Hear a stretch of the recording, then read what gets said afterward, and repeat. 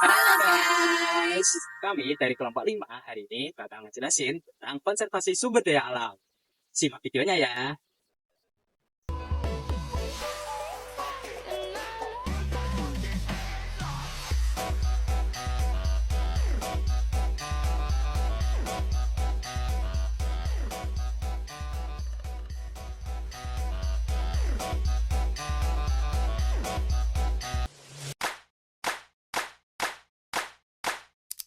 Jadi teman-teman, konservasi itu berasal dari kata bahasa Inggris yang terdiri dari dua, yaitu con yang artinya together dan server yang artinya give or share.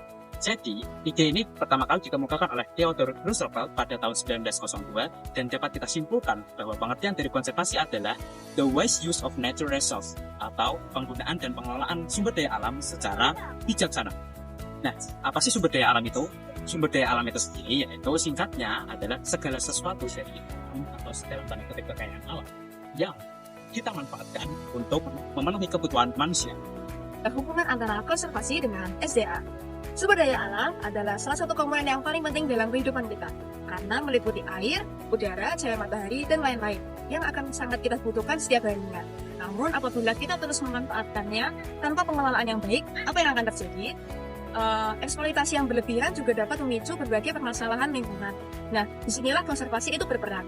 Konservasi sumber daya alam adalah usaha kita dalam mengelola SDA secara baik dan bijaksana agar sumber daya alam dapat kita manfaatkan saat ini tanpa harus mengorbankan masa depan.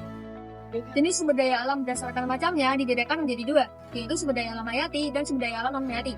Sumber daya alam hayati merupakan sumber daya alam yang berasal dari makhluk hidup seperti tumbuhan dan hewan. Sementara itu, sumber daya alam non-hayati merupakan sumber daya alam yang berasal dari makhluk yang tidak hidup, yaitu benda-benda mati dan alam yang tidak hidup. Sumber daya alam berdasarkan jenisnya dibagi menjadi dua, yaitu sumber daya alam yang dapat diperbarui dan sumber daya alam yang tidak dapat diperbarui.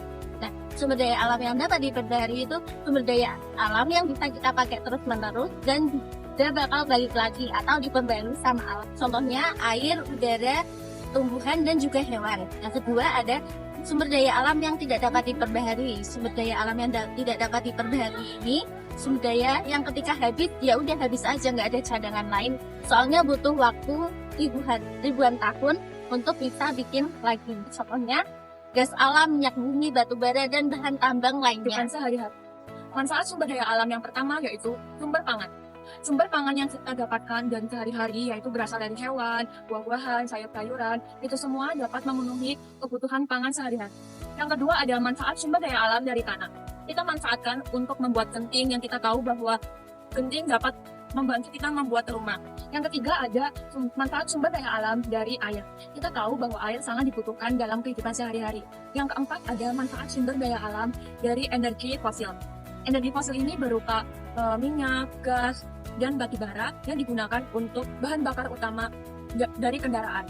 Yang kelima ada manfaat sumber daya alam dari hutan. Kita tahu bahwa hutan menghasilkan banyak kayu-kayu yang digunakan untuk seperti furniture rumah tangga, yaitu rumah, lemari, dan meja. Metode konservasi sumber daya alam. Metode konservasi sumber daya alam terbagi menjadi dua. Yang pertama ada in situ. In situ adalah upaya pelestarian keanekaragaman hayati baik flora maupun fauna yang dilakukan pada habitat asli suatu spesies tersebut.